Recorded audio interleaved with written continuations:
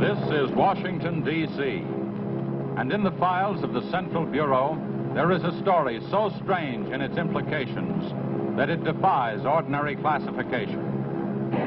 It is the story of a handful of people who, in the course of one desperate night, held back a wave of panic and pandemonium.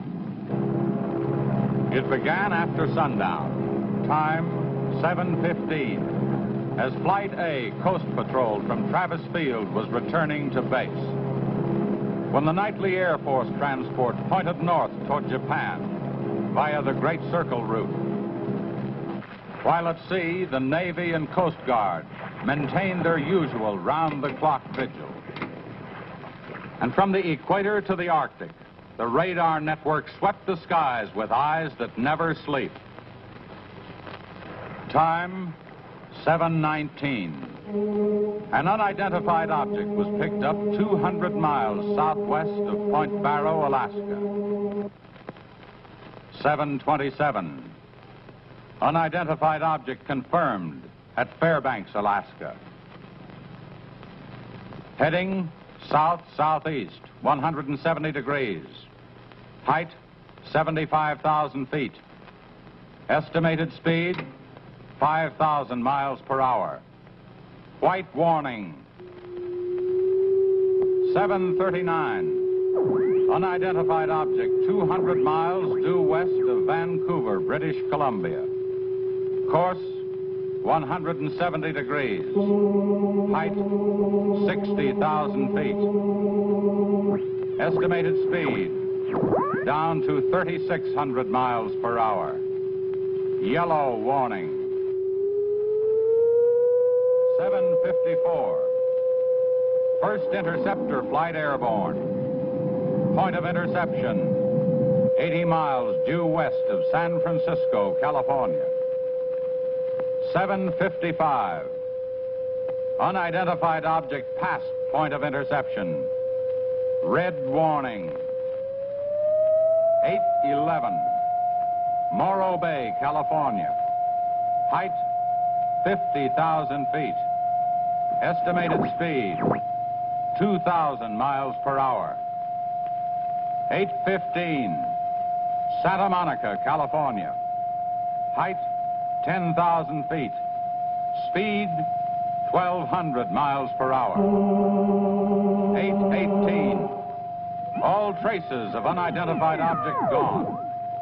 Red warning lifted. By 8:25 at the Los Angeles branch of the Communications Commission, reports of strong interference with radio and television reception began to pour in from the beach area. The monitors went to work immediately. Mobile units were ordered to converge on the vicinity of the disturbance.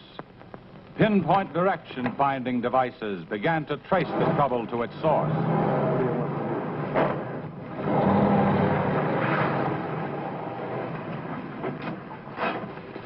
This is Mobile 1, Hazen speaking. We're at Ocean and Beacon Way, interference strength 2, bearing 27 degrees. Over. Mobile 1 from center, roger. Over. Mobile Center from Mobile 7, over. Go ahead, Mobile 7. This is Mobile 7, with Pacific Center and Beach 4. Interference strength 3, bearing 39 degrees, over. This is Mobile Center, roger. Stand by. Mobile 1 and Mobile 7. From Mobile Center, point of interception estimated 3 miles north of surf. Repeat, 3 miles north of surf. Acknowledge. This is Mobile 7, roger. Mobile 1, roger. Mobile 7, roger, we'll go out. Okay, Charlie, let's get moving.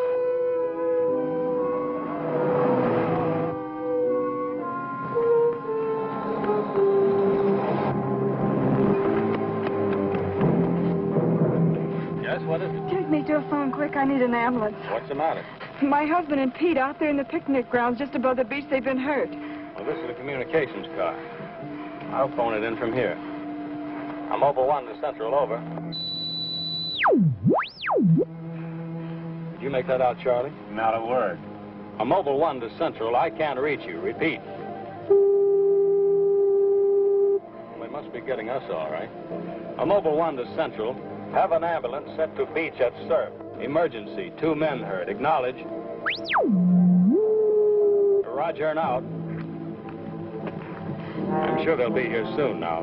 Tell us what happened. Oh, this man, he just kept coming at us. It was awful. Who? I don't know. He was wearing a suit like a diver. Hurry, please. They're hurt. Charlie, you better wait here. I'll go down and take a look.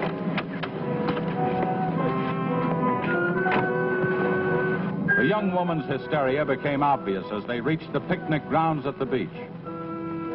There was no sign of the mysterious intruder, and little could be done for her husband and their friend until the ambulance arrived.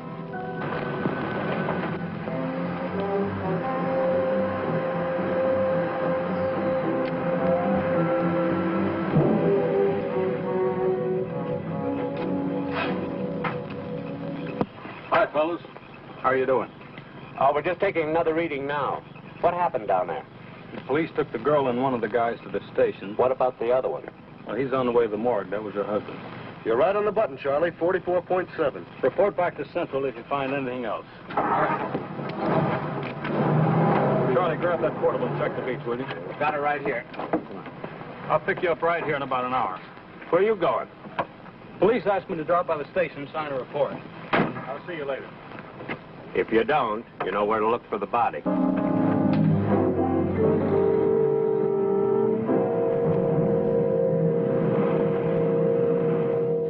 Like I said, we were just starting to eat when we heard something tracking through the sand toward us. I looked up and couldn't see anything. Then Betty screamed. At what? I thought you couldn't see anything. At first we couldn't. Then this guy started toward us. What kind of a guy? How should I know? He was wearing some kind of a helmet over his head. He could have been a deep-sea diver or anything. All right. After you saw this diver, what happened? Well, we jumped up. Ed, that was Betty's husband, yelled at him to stop, but he just kept coming. I never saw anything like it. He didn't say anything. He just kept moving in. And then you say he attacked you. Well, we didn't give him a chance. Ed grabbed a piece of wood and took a swing at him. That didn't stop him. He caught the end. That's all I remember. Just because a man's taking a walk, there's no reason to slug him. Besides, you don't look like a guy who frightens so easy. How would you feel if somebody with a crazy helmet with pipes sticking out of it came at you in the dark? And look, I know this sounds crazy, but there wasn't any head in that helmet. No head. No head at all. It's the truth. I think you need some coffee. I don't want anything. It's all the same to you, Lieutenant. I've got to pick up one of my men at the beach. Okay, thanks for coming down, Hazen. Hope I didn't put you out. No trouble. So long. You too. All right, let's start at the beginning. How well did you know the dead man? And his wife? Betty and I went to school together. I knew Ed a year. How long were they married? About a year. Wasn't her husband a little older than she? I don't know. But you said you and Mrs. Evans went to school together. And you never discussed anything personal with her? She did mention he was older, yes. How much? 15, 20 years. What difference does that make? That wasn't too hard now, was it? Where do you live? 629 and a half East Palm Court. Why? That's where the Evans live, isn't it? Yeah, I board with them. You do, huh? Now, Mrs. Evans is a good-looking woman. What are you trying to say?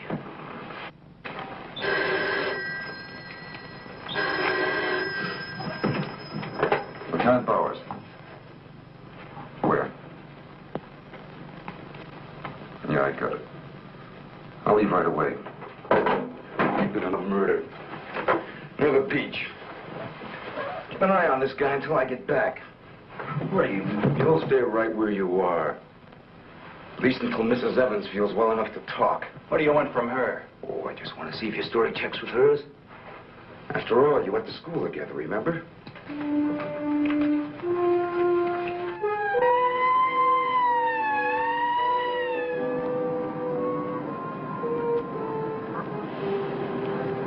You say there were no witnesses, huh? None yet. Anything missing? I don't think so. The cash register wasn't touched. Get a breakdown of the inventory as soon as you can. What about fingerprints? The boys are working on them now.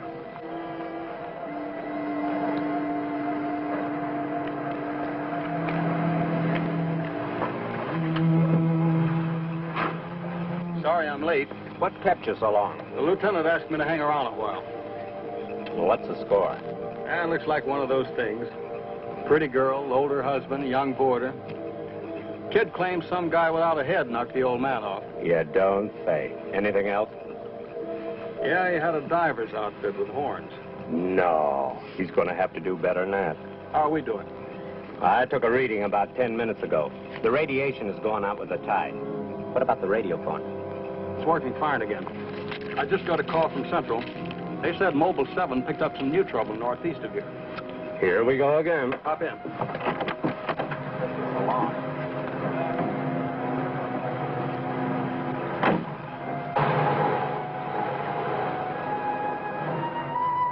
Who reported this murder?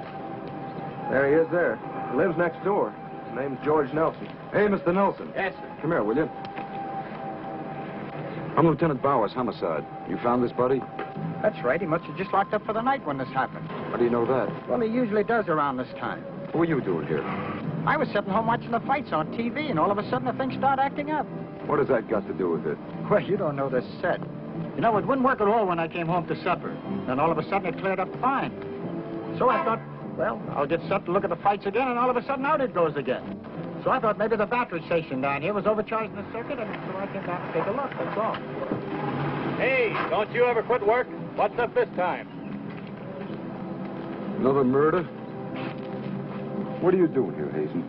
Same as before. Still trying to track down that signal interference. Hey, does that stuff work on TV, too? Well, it has been for hours. What'd I tell you? What's the matter? Seems to set one on the blink. Well, at least we know we're on the right track. How'd you make out with that boarder? You're still sticking to a story. The guy had no head. Well, I'll be seeing you. So long. Right. Come on, Charlie.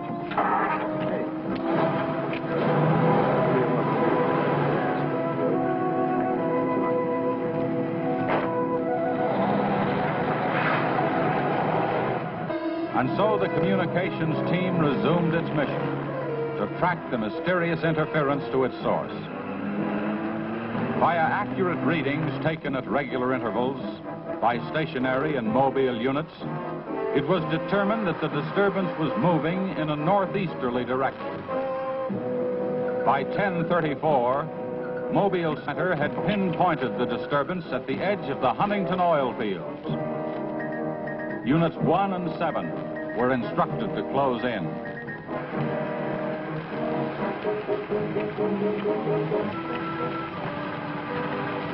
Hey, Charlie, do you see what I see? Yeah, the oil field. Let's hope our trouble's burning up. Well, there's only one way to find out.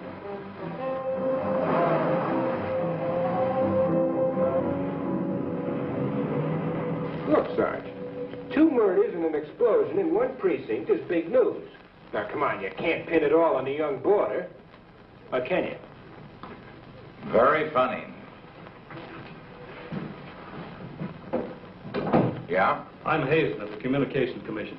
Oh, the lieutenant's waiting for you. Thank you. Where's the wheel?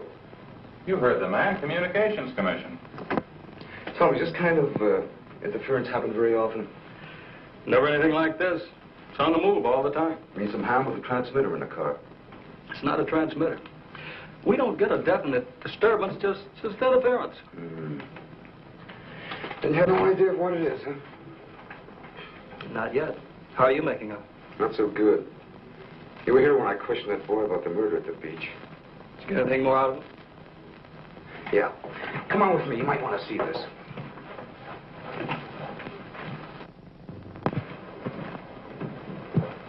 I see you're just about done.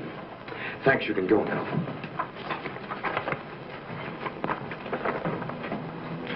Are you sure this is what the man looks like? What do you say, Betty? Well, just about, only I think the tubes were a little lower down. And you still insist there was no head inside the helmet? I'm positive there wasn't. What about you? Well, it was dark. I couldn't swear to it. Thanks, that'll be all. You mean we can go now? Yeah, for the time being. Just stick close to home. I may want to see you again tomorrow. We'll be there. Come on, Betty. Kind of changed your mind about those two, haven't you? Yeah, I guess I have. Hey, look, bring in the old man, will you? Don't tell me you believe this story about this whatever it is. I know it sounds as phony as it ever did. But, oh, sit down, will you please? You're the watchman at the Huntington oil fields? Oh, yes, sir. I've been with the company for over 22 years, sir. Yeah. Will you tell Mr. Hazen here exactly what happened? Well, sir, like I said before, I was just closing the gate for the night when I saw this fella coming up. I was never so scared in my life. Yes, go on. Well, it wasn't the man so much as the suit he was wearing. Well, he wouldn't stop when I hollered at him. He just pushed his way right in there through the gate and walked right up to the tank. Are you carry a gun? Did you try to stop him? Oh, well, he was much too close to the tank. I was afraid to shoot. So I thought I might call for help. And just as I got to the shack, the tank blew up. Oh, you should see the sight. Yeah, sir, can you give us a description of this man? How would you say he was dressed? Well, sir, like I said before, he wore a sort of pliers, not outfit, with a helmet attached to it. How tall was he? Oh, he was a giant of a man. And he had tubes sticking out of that thing, that helmet he wore. Can you tell us what his face looked like? Well, sir, though he got pretty close to me, I could swear the man had no face. Now, if you saw this man again, would you recognize him? I mean by his outfit. Oh, I'll never forget that sight if I live to be 100, sir. Would you say this is the man? Wait, sure, that's him. Thank you very much. You may go now. All right, sir. Thank you. Well, Hazen, what do you say now? Beats me. The descriptions check all right. This could be some kind of flying suit. High altitude equipment. Yeah, that's what I've been thinking. Well, how do you explain that stuff about the missing head? No, we can discount that. These people were frightened. It was night. Nobody really took a close look at it. I guess you're right. But whoever he is, that outfit doesn't look like one of ours. Of course, he could have been dropped by parachute. You mean sabotage? We're checking. I think we better wire a report to Washington, see what they say. Oh, you can use our teletype. Well, it's both the only police to be on the lookout for something unusual. Hey, wait a minute. What about the press? Oh, I don't think they know too much now. We better keep it that way for a while at least, till we find out whether our friend is still around here. Well, if he is, I think we can find him for you. My hunch is that he's carrying something around that's causing all this disturbance, whether he knows it or not.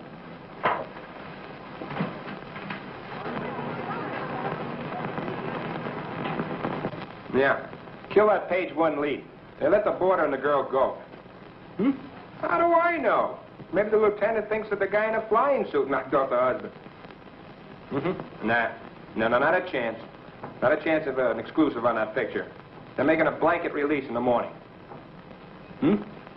Oh, there's a guy from the Communications Commission in there now. Yeah, I'll call you back later if there's anything new. Okay.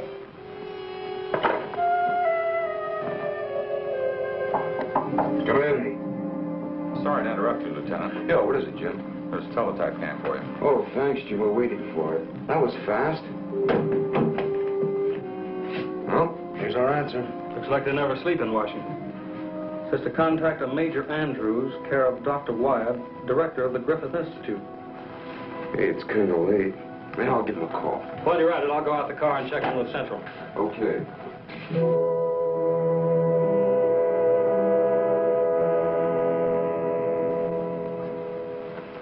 Well, that's the story up till now. We got in touch with Washington. They told us to contact you here. Very interesting. What do you think, Doctor? When I see something like this, I understand why you gentlemen might have thought sabotage was involved. Lieutenant, are you sure there were no traces of this saboteur, this X-man, found after the explosion in the oil field? Fire department went over every inch of the area. Didn't come up with a thing. Well, then there's a strong possibility that he might have perished in the explosion itself. I doubt that. We're pretty well convinced this man is carrying something that's responsible for all the signal interference. According to the last report I got, there was a definite disturbance about 3 miles east of the oil fields, sometime after the explosion. Well, then if he's alive, you should be able to keep an accurate check of his whereabouts. Not that easy. As a matter of fact, we lost contact about 3/4 of an hour ago. Maybe he realized you were trailing him and got rid of whatever he had that was causing the disturbance. In that case, there's nothing much my department can do to help you. I guess it's up to us. Unless you have some suggestions. Well, let me think out loud for a minute. It might just be that what we've been talking about so far, and this phantom, as we'll call him, ties in with what the doctor and I have been discussing. That is very possible. I don't know whether you know it or not, but somewhere around 7:30 this evening, our radar networks picked up an unidentified object off Point Barrow, Alaska. They traced it clear down to Santa Monica before they lost it. Santa Monica? That's where we first picked up our radio interference. Yeah, right at the scene of the murder. Well, then, if all these things tally up, we've got some idea of how our man got here. You mean that he came in some plane? In that case, somebody would have seen it land and take off again. Or did it crash? No. No, we don't think it was a plane. No rocket or jet that has been built so far can attain the speeds of 5,000 miles an hour, particularly for such a great distance. And maybe we're on the wrong track altogether. Couldn't your unidentified object have been a meteor? They travel at a terrific speed. Yes, fast enough for most of them to burn themselves out the moment they hit the Earth's atmosphere. And did it occur to you that meteors are not very likely to travel horizontally, all the way from the North Pole to California? Well, if it wasn't a meteor, or a flying missile of some type, how do you figure this phantom ties in? We're not sure that he does. I don't care what you say, but it doesn't make sense to me. Anybody trained in sabotage would stay undercover. This guy's walking around in a monkey suit, killing people. Excuse me, Dr. Wyatt. Is there Lieutenant Bowers in here? Oh, yes. What is it, miss? There's a Mr. Wakeman from the Chronicle here to see you. Wakeman here? Now, what does he want? Well, there's only one way to find out. Before you go, Lieutenant, I don't believe you have met my assistant, Barbara Randall. Well, hello. Hello. It's Mrs. Randall, Lieutenant. I'll be right back. Barbara, you know the Major? Of course. And this is Mr. He's in the Communications Commission. How do you do? Well, I see you are working a little later tonight than usual. Yes, my husband's teaching a late class, and he won't be able to pick me up for a while. Besides, I had some work to do in the lab. Well, at least you'll have lots of company. All right. So I shouldn't have come up here. But I gotta get your angle on this beach murder. And your whole department is shut up. Look, Wakeman, will you stop bothering me? There's nothing to say. If you got an exclusive story from that Evans Damon or Board, then you know as much as I do. Yeah, but that still doesn't explain anything about the guy without a head. Come on. Who is it? Your guess is as good as mine. You mean you let those two kids go without knowing that? I don't buy it. Well, I did. Well, then you must have an awful good reason. I bet you're trying to tie it in with that other murder. All right, Lieutenant. Don't tell me. I'll get my story somehow.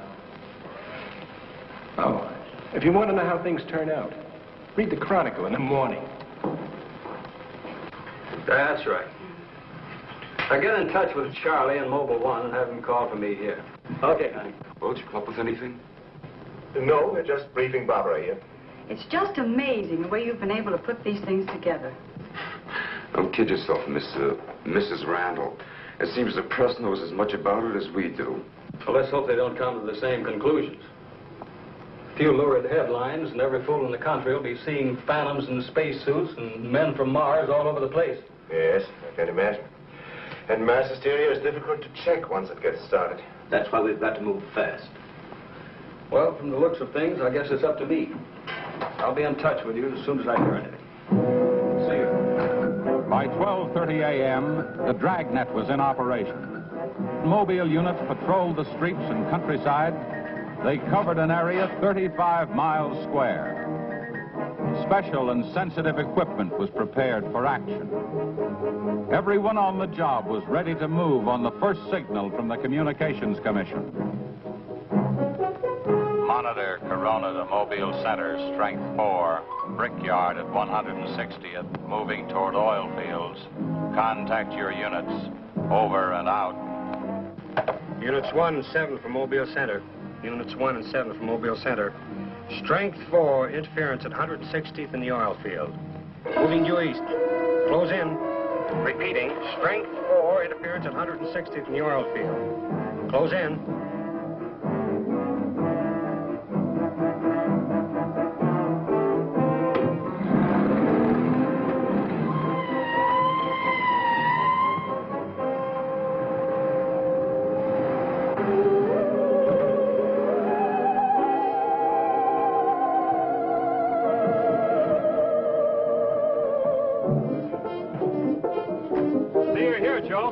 out here trying to set this up. What gives, Hazen? It's in this area, all right. I thought the Geiger counter. Thank you, Doctor. Why don't walk over those oil fields? Well, it doesn't register as far as the oil field. I think we'll do better if we split up, man. Right, Lieutenant. You two go that way. Lieutenant, out here. Joe, you follow him. Come on, Doctor. And you? Oh, forget it.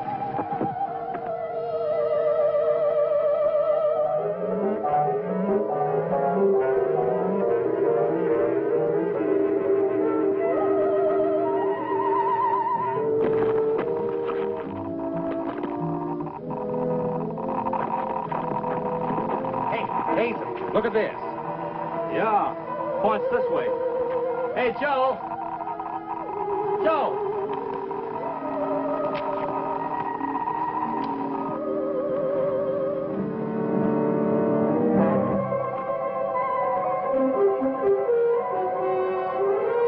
Hazen. Hey, Hazen. 603. Going strong. That's it, Doctor.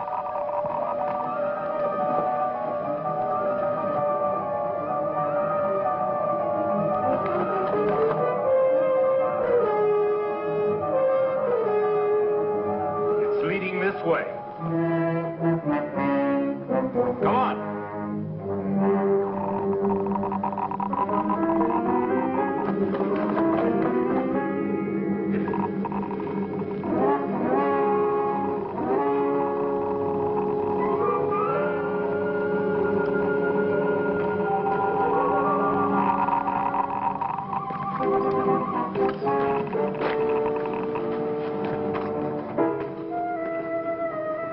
It's this way. Come on.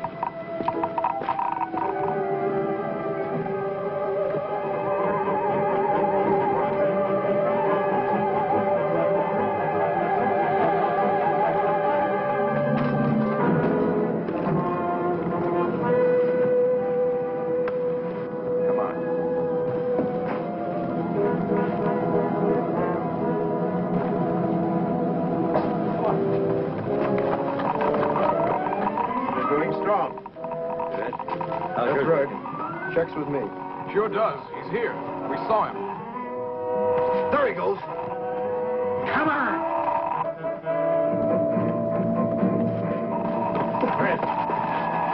Gotta be around here somewhere. Yeah, we gotta get on the roof. Fitz, go get a ladder. Look out! Let's cut him off. Come on. Around here.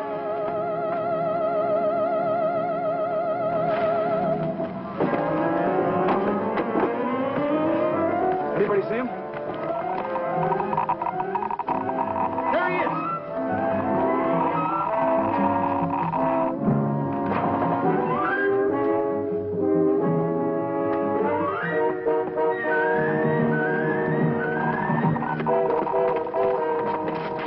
Cut him now.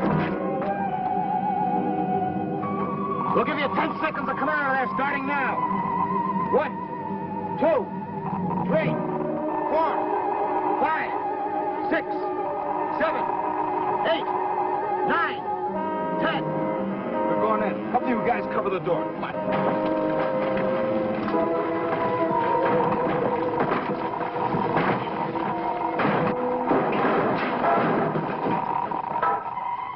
Why, there's nobody in here. Possible. We saw him come in. Maybe he went out of the window. We won't get very far. Don't touch anything till we check for fingerprints. Oh, Doctor, over here. He left his suit and his helmet. Hey, let's spread that thing out so I can get a good shot of it. Keep away, you fool. What's the matter? For your information, that's a Geiger counter, and it says hands off. I think you'd better wait outside. I just have a job to do. So do we. And I'm afraid ours will have to come first. And there's no radiation from the helmet. But look at this. So that's what's been causing all this trouble. Charlie, you know where we can pick up a lead-lined box in a hurry? Well, Mobile 7 should have one. They're right outside. I'll take a look. Hurry it up, will you? Unbelievable. Now, we all thought that this phantom might be carrying some device which was causing all the signal interference. But you'll learn that it's due to the very clothes on his body. That's not the only thing that bothers me. Did any of you get a good look at his face?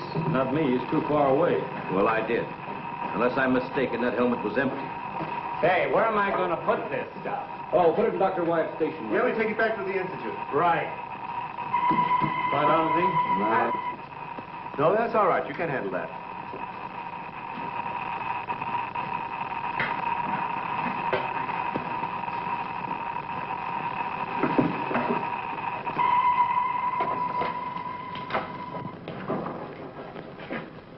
Any luck? Not a sign of him. The boys are still searching the grounds. For what? Nobody knows what he looks like without that outfit. Well, bet on that, Major. Reporter got a flash picture of him, and I just happened to borrow that film. It's on its way to headquarters right now to be developed. Good. Send us a print as soon as you can. Sure. Lieutenant, are you sure you don't want to come with us? We want to make a few tests at the lab. I'd like to, Doctor. But you know the situation. I gotta get that guy. Let me know how you make out, will you? Yeah, we'll do that, sure.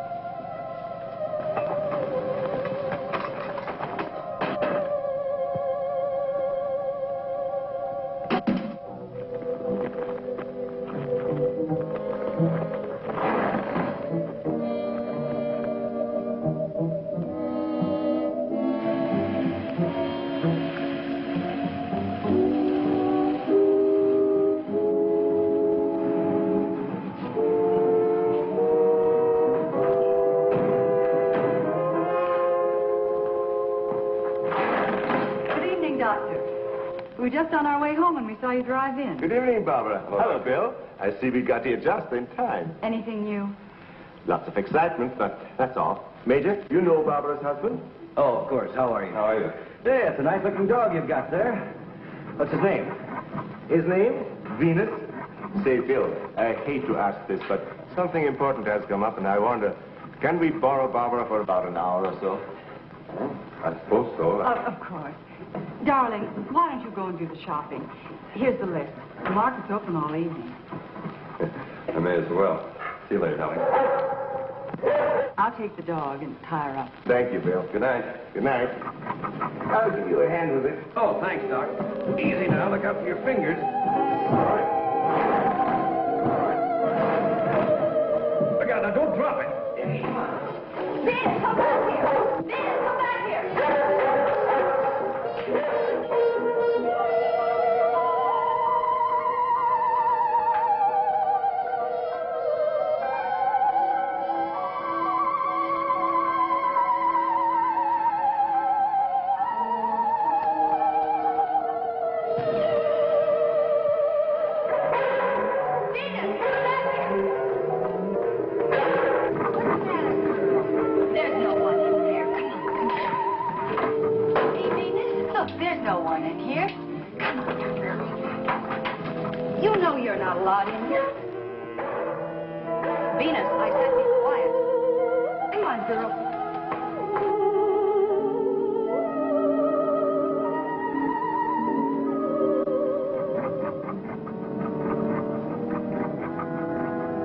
Now you stay right here, Venus, and I don't want to hear one sound of it.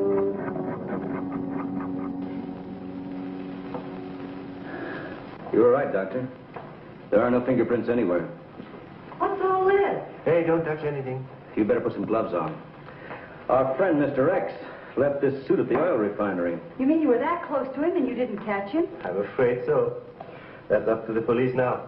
Hand me those shears. I want to cut off this material to work with it.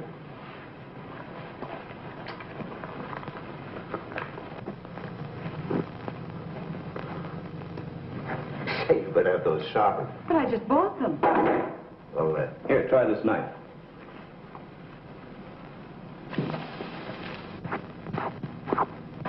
that still won't cut. Let me try.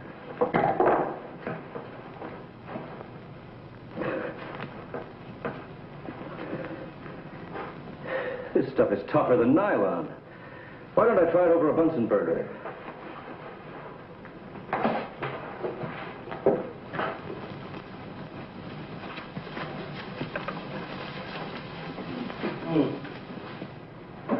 It doesn't burn either. Let's take a look at it under the microscope. Look, it's magnetic. Magnetic?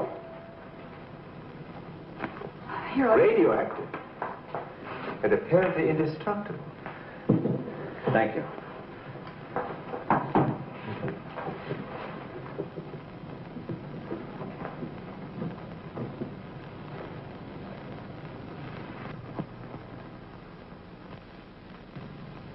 matter? You tell me. Take a look at that weed.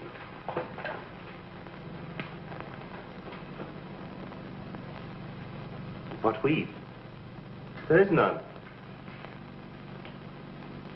This material is one solid mass. May I see it?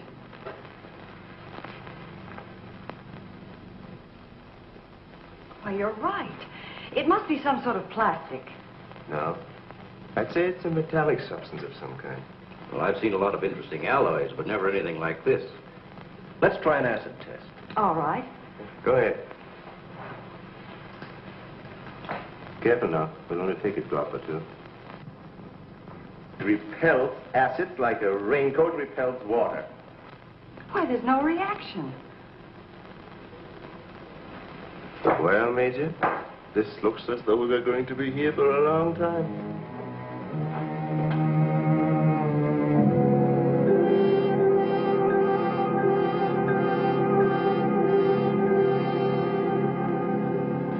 Now we have it.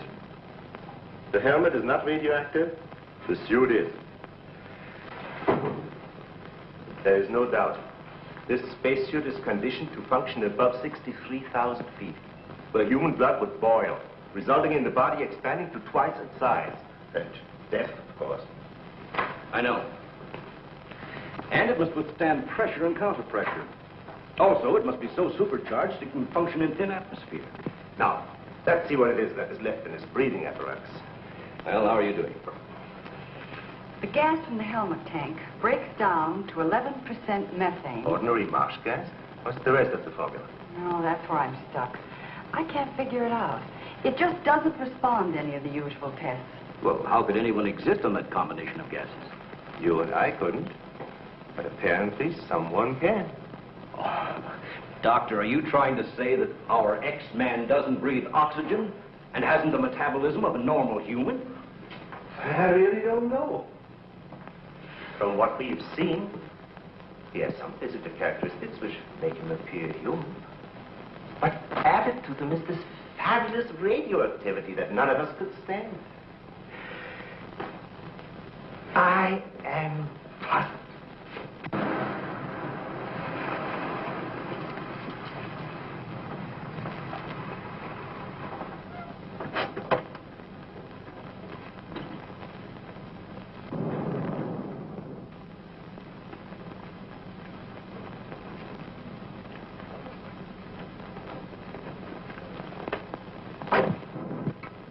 I think the answer lies right here in this helmet. Obviously, he needs it to survive.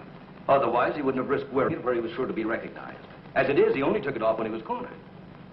But if what you say is true, how can he exist without it now? Let me put it this way.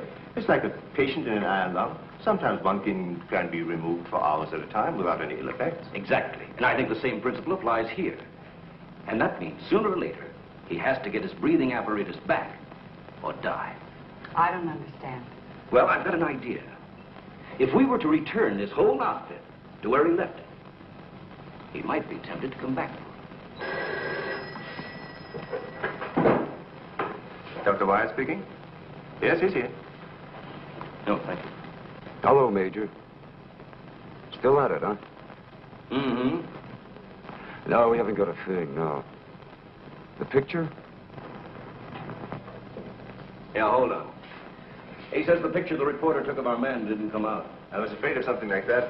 The radioactivity must have burned the emulsion. Hello. No. No, we didn't find any fingerprints at all in his clothes. Did you find any? Not too bad. Hello? Will you wait there, please?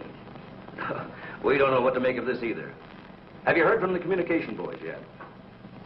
Well, let's hope they turn up with something. Major, excuse me. Hold on a second. Yes? It's Mr. Wakeman of the Chronicle. He insists upon seeing you. He does? Where is he? I told him to wait in the lobby. Good. Hello? And it's our friend from the press is here.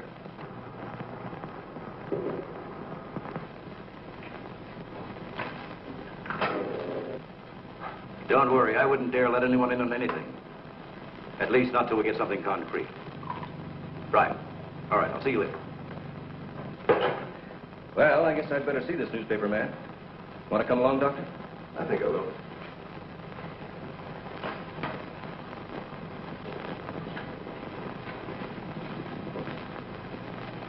Oh, hello. Remember me? Certainly, yes. A nice lot of gadgets you got here. We think so. What's on your mind?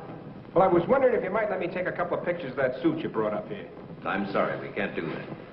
Oh. Well, now, look, I got a wonderful picture of the guy running in the shack, and the lieutenant stuck his nose in my business, and what do I get? A blank.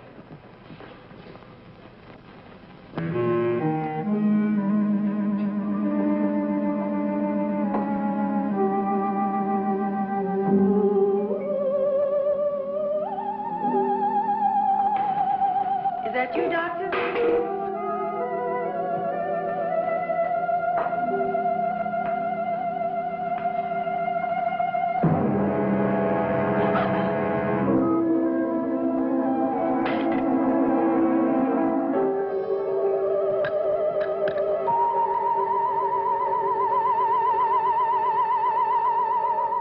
Well, you must have some lead on this guy, otherwise you wouldn't have brought that suit up here. Well, let's just say we were curious.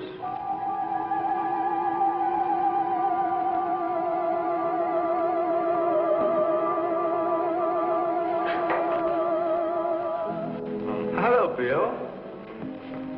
Are you back so soon? Isn't Barbara through? I don't know. She's still in the lab. Why don't you go up and see? Thanks, I will.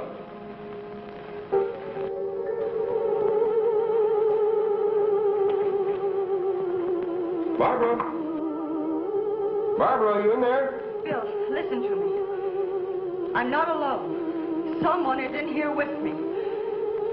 I can't see him. He locked the door and has the key. I'll break the door down. No, Bill, don't, please. You better get help. You mean I've come all the way up here for nothing? I'm afraid so. Good night. Yes. Good night, Mr. Wakeman. Good night.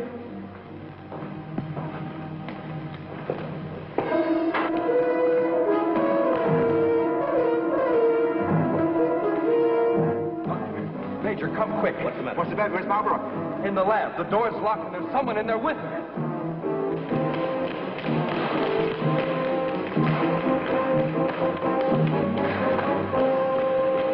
I thought you said the door was locked. What? She's gone. Oh, cover the main entrance. That's the only way anybody could leave. I will. Well, in that case, we would have seen her on her way up. Well, then she must still be in the building. We'd better split up. I'll take the roof. Barbara! Barbara! Barbara! Barbara!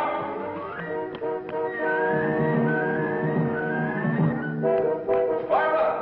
Barbara! Where are you? Barbara!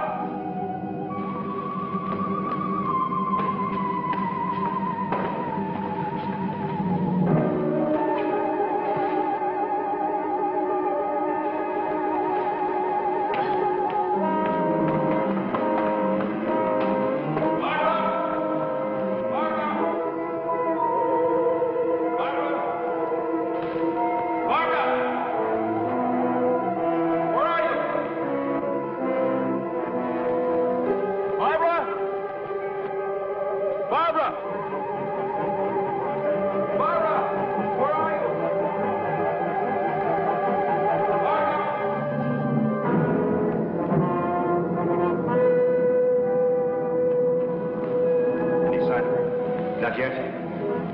She must be around here someplace. Now, you stay here. Watch the main entrance. And I'll check the basement.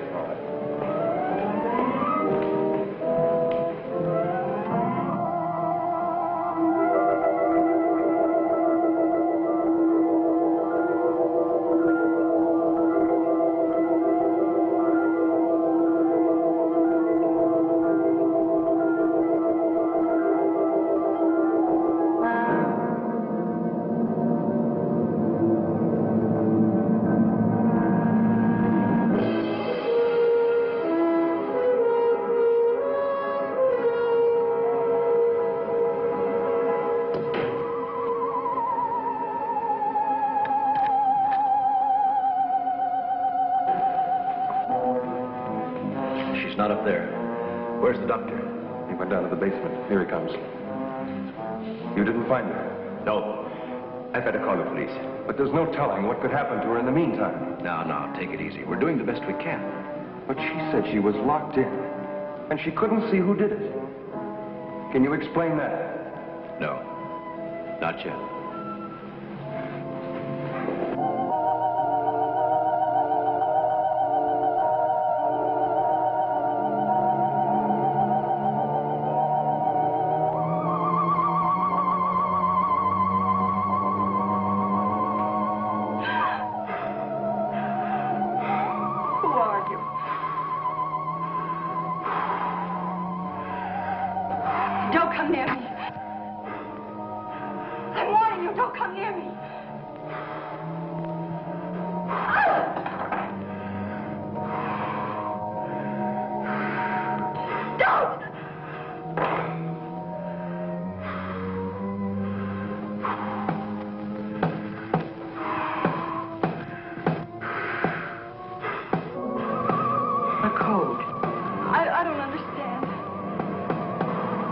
trying to tell me you needed to breathe, and there isn't much left in the tank.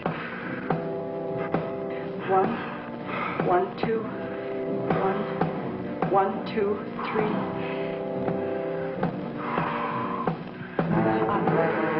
I'll write it down.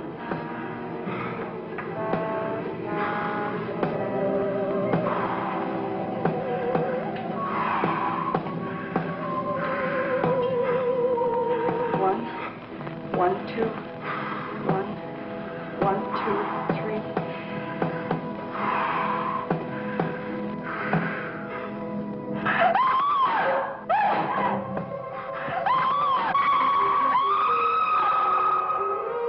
In the lab.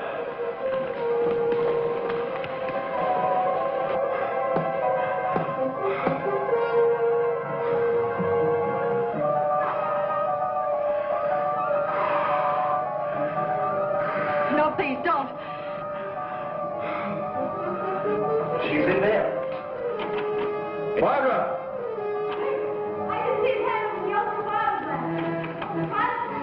I'm sure it's Darling, are you all right? I think so. I'm looking for him. I just saw him, so he must be in here.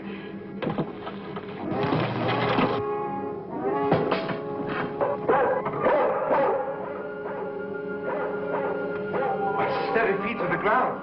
He would be killed. Right, very good.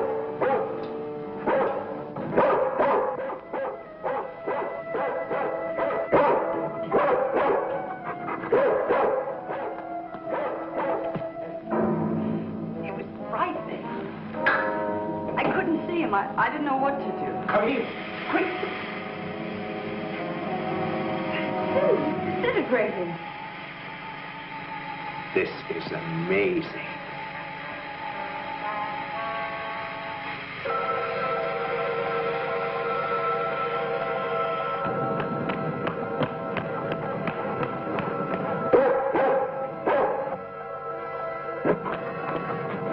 Now, quiet down, Venus. Quiet down. Stop.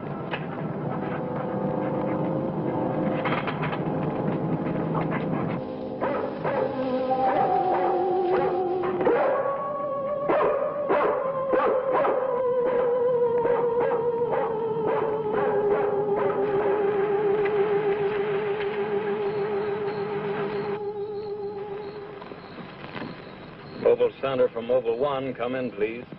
This is Mobile Center. Go ahead. Get hold of Major Andrews or Dr. Wyatt at the Institute. I want to talk to either one of them. I will do. Stand by, Mobile 1. Dr. Wyatt speaking. Oh, yes, Mr. Hazen. Yes, we're still at it. Lots and lots of excitement, but nothing definite yet. Have you anything to say? The trouble seems to be just about gone.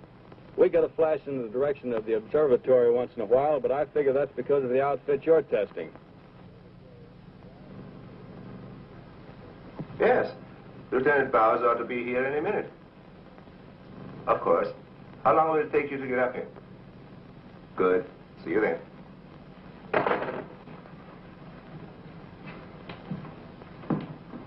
Thank you, gentlemen. Put it down here, please. Barbara, putting that cord in over there. Now you're going to see. I have to resort to ultraviolet light in order to show you what little there is left of the spacesuit. As you can see, it has reduced itself to this liquid, and it is in an evaporating stage. The helmet is in the lab and still intact.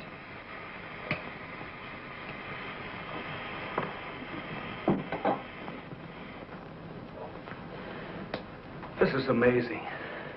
All the radiation in this suit would, well, it'd be fatal to a normal human being wearing it. Of course.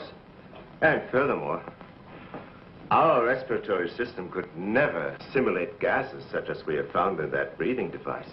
Well, then we have to assume our so-called X-Man carried his own atmosphere with him. Excuse me, but as a matter of curiosity, why do we refer to this thing as a him? I thought it was invisible. Under normal conditions, yes. Yet, Mrs. Randall did see the imprint of a large foot and a masculine hand under ultraviolet light. How do you explain that? I don't know, but the human body is composed of various elements with a carbon base. Like coal? Yes. Now, suppose we maintain the same chemical composition in the body of the X-Man, but substitute silica for carbon. Silica, that's glass. Exactly. Now, it is possible that the body with such a base, if it were subjected to an atmosphere foreign to its origin, might appear invisible to our eyes. Are you trying to say, Doctor, that we're not dealing with a human being? I didn't say that. On the contrary, all the evidence points in the opposite direction. Toward a superhuman with an intelligence far superior to our own. How can you tell? First of all, Mrs. Randall saw that he has a hand with digits like our own fingers and a thumb opposing. That alone is a sign of intelligence. And he comes from a civilization that has developed adequate space transportation to enable him to travel to Earth. We have nothing yet, but can reach even another planet in our own solar system. That could account for the unidentified objects picked up by radar a few hours ago. My theory is that the spaceship, or whatever it was that he came in, operated on the principle of magnetic rather than atomic propulsion, and that somewhere in the outer limits met with a condition where the Earth's gravity pulled it down and it fell into the ocean, and that he managed to save his life and reach shore. You really can pick up any type of communications interference, no matter how weak the signal may be. Sure thing. We were on his trail from the minute he left the beach. I never knew you carried such sensitive instruments in your car.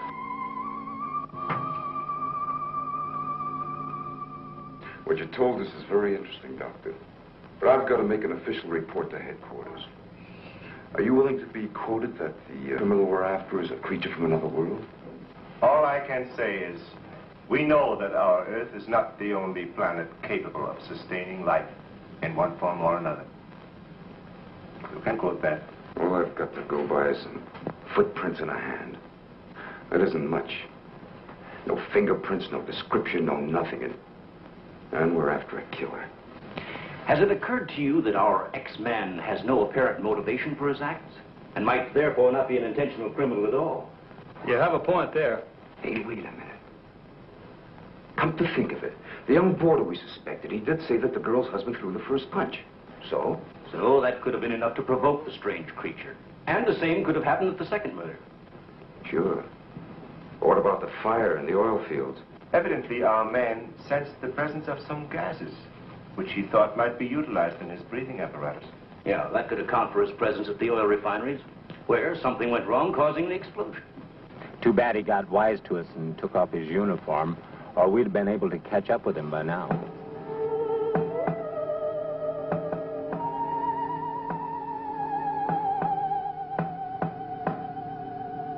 No, he didn't utter a word.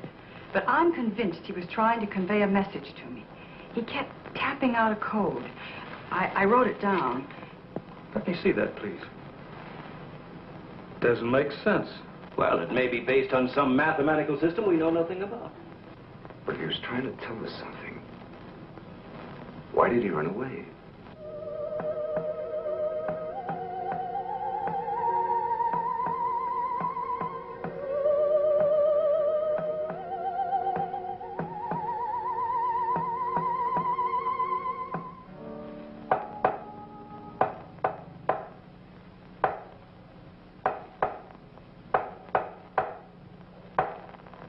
What do you think of that? Huh. Hazen must be crazy sending out stuff like that. I guess so. Why don't you try and get a hold of him? Yeah. Mobile 1 from Mobile Center. Come in, please. Mobile 1 from Mobile Center. Come in, please. Mobile 1 from Mobile Center. Come in, please. Hey, that's Central calling.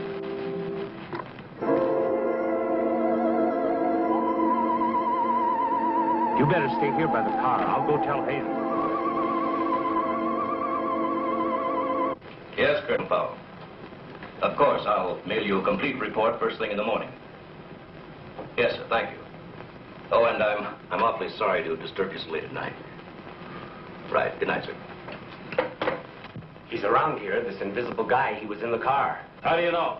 I was talking to Randall outside when I heard Central calling. Before I could get over to answer, I saw the door open and shut by itself. He's desperate. For all we know, he could be trying to send a distress signal to his home base, wherever that is. Well, let's hope he doesn't get through. We've got enough problems with just one of those guys. Well, at least we know he's surrounded the vicinity, and it's obvious what keeps him around. Of course. He's got to come back for what little gas there is left in his helmet. And when he does... Oh, please, the most important thing is to take him alive. If we can only make each other understand, there's no telling how much science can profit. I'll go along with that, Doctor. But I've got to make sure that once he's cornered, I'll be able to hang on to him. I think we're all agreed on that. All right, good, then we must see it from his angle. He's in an alien world. No doubt we are as frightening to him as he is to us. Now, the most important thing, then, is to keep calm at all costs and do nothing to provoke him. Immediately, a simple plan to trap the Phantom went into operation. All obstacles to his entry were removed. To erase any possible suspicion, the doors were left unguarded, and inconspicuous electric eye equipment was set up. All this was connected to a makeshift control board, which would immediately signal the exact location of the trespasser. Now, there was nothing to do but wait. The one road leading to the Institute was blocked off to make certain no outsider would upset the plans or interfere in any way. What's the big idea? Sorry, nobody's allowed through here. Who says so? Lieutenant Bauer's orders. Oh, is he up there? He might be. Well, you get word to him that Joe Wakeman of the Chronicle is here. Sorry, bud, I can't leave. Oh, what about them over there? Hey, you over there. Me? Yeah. Aren't you the guy from the communications outfit? Didn't I see you down at the oil fields a couple hours ago? What of it? You got anything to do with this? Well, you'll have to ask Lieutenant Bowers about that. How can I if he won't see me? That's a good question.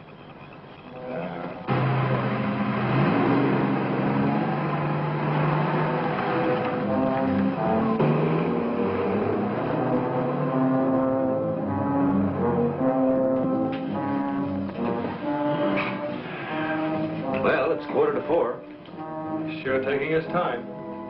Time is cheap. Yeah, well, how long can you sit on the edge of your chair like this? All year if we have to. I only hope this mechanism works. It will, unless he flies in between the wires. I wouldn't take any bets that he can't. Well, if everything else fails, we still have Venus here to help us. You know, I'm certain she sensed his presence before. That's why she carried on so.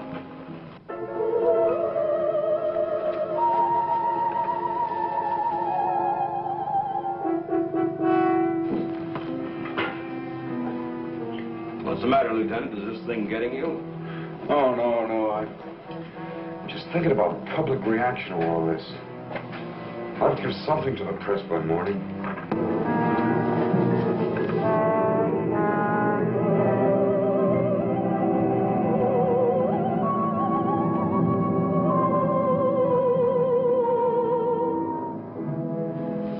You know, ever since I was a kid, I wanted to be a pilot. Then after I got my wings and had 75 missions, I thought I'd seen everything. Now, after all this, I know I haven't seen anything. He's here. The back entrance. Let's head him off. Remember, now, take it easy. Don't crash.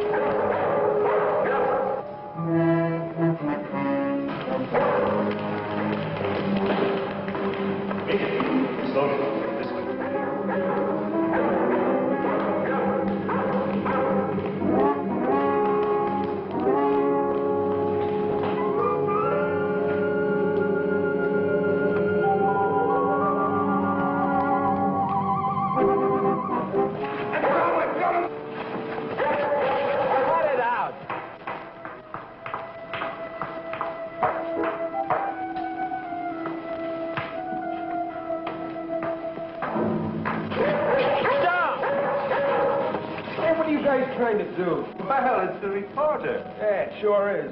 What's going on around here? You guys crazy?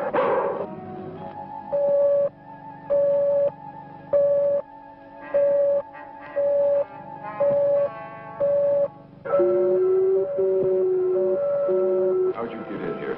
Oh, that don't make any difference. Come on, what's up? What's going on?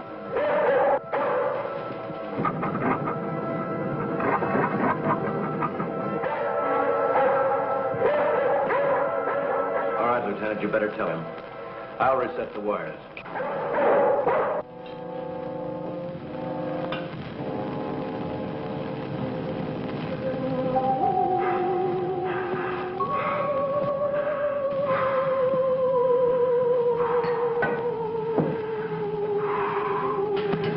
Don't be afraid. We want you to live.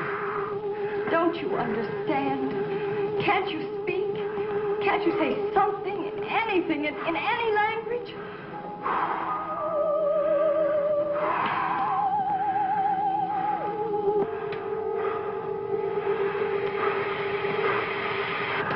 Listen, everybody. He's in the lab with me now. He's in the lab with me now. Venus, be quiet. The door is unlocked. Hurry, he's having trouble breathing. I don't think he can last much longer. And please, don't let Venus get at him. And walk in quietly. Quiet, Venus.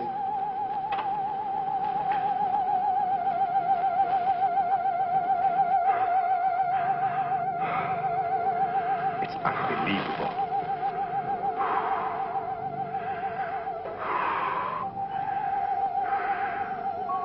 You see, there's nothing to be afraid of. Nobody wants to hurt you. I've tried to reason with him. I feel he understands, but he can't speak. Wait a minute, I'll try his code. I think I remember it right.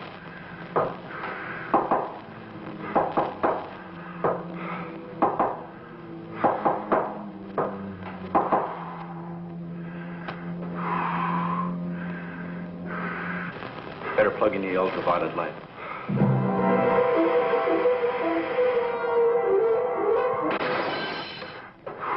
Oh, you scared him.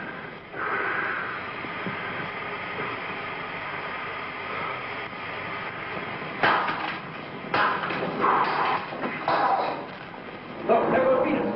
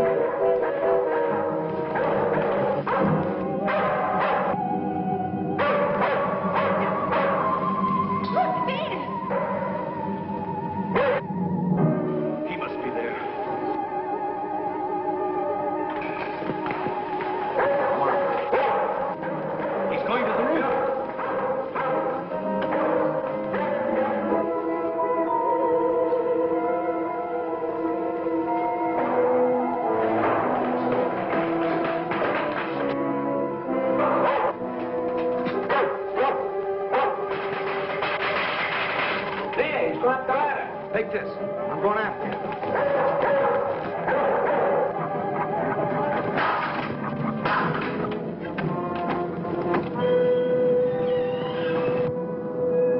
The door. In here with a big telescope.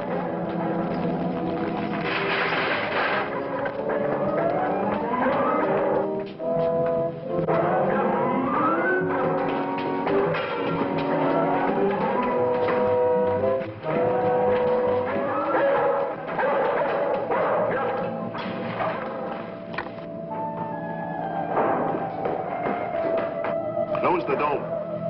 The switch is over there.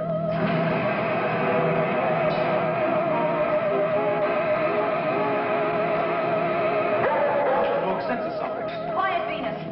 Well, if he's in here, he'll never get out now. Door is closed. This is what I've been waiting for. Please, Lieutenant. This is our last chance. We have to take him alive. Plug in the lamps. There's an outlet here. He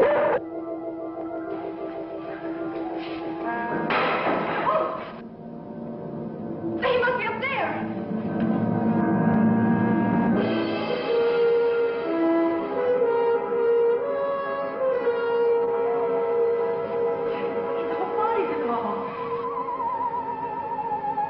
If I hadn't seen this with my own eyes.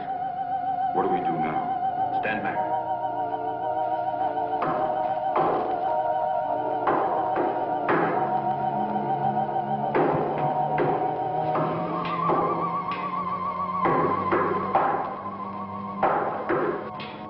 Amazing. This code again. Look. He's trying to speak, but no sound is coming out of his mouth. Look at Venus. She acts as though she hears him. Yes. Dog can hear sounds that we can. His voice must be beyond the range of the human ear. Maybe he's screaming. He's suffocating. The glow, it's almost gone.